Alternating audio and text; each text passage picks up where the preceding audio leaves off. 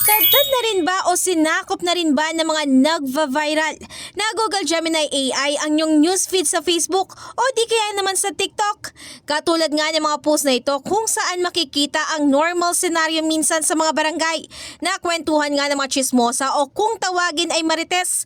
Samantala matapos naman ang controversial hearings ng Senate Blue Ribbon Committee ay iba't ibang version naman ni Sara Diskaya ang naglipa na sa social media. May singer version, may neck brace plus wheelchair version, holding ang mala Rolls-Royce umbrella version with the luxury cars version at ang nahuli na mga sangre version. Sa kabilang banda, motivational rise baka mo? Well, eto na nga ang rise for you mula sa motivational speaker na si Rendon Labador na nakisama na rin sa trend.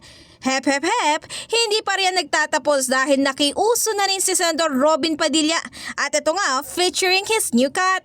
Pero paano nga ba nag-boom at nag-viral ang mga ganitong mga larawan? At paano nga ba natatransform ang simpleng larawan na ito sa ganitong larawan?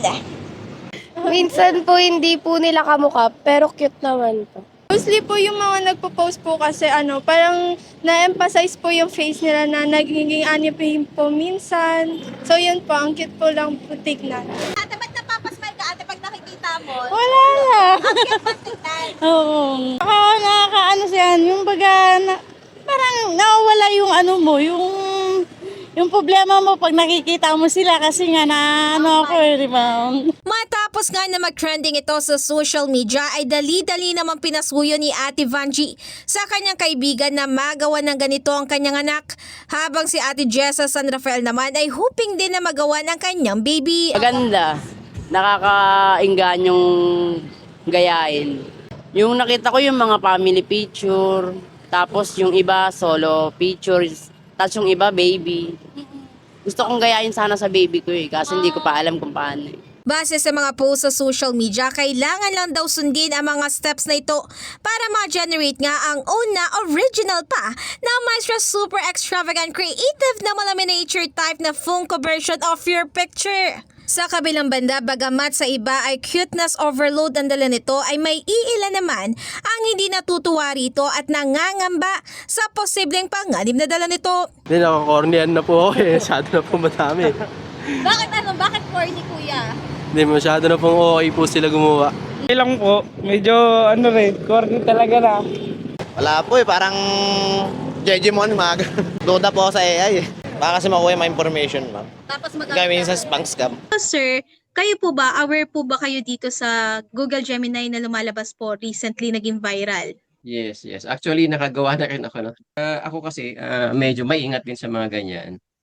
So, I'll make sure na kung ano yung mga image ko sa Facebook, yun na lang din ginamit ko, na very limited lang. So, yung kasi yung kailangan natin isipin minsan na dapat yung mga pictures na ina-upload natin ay wala na mga kasama mga information, mga basic information or mga sensitive information.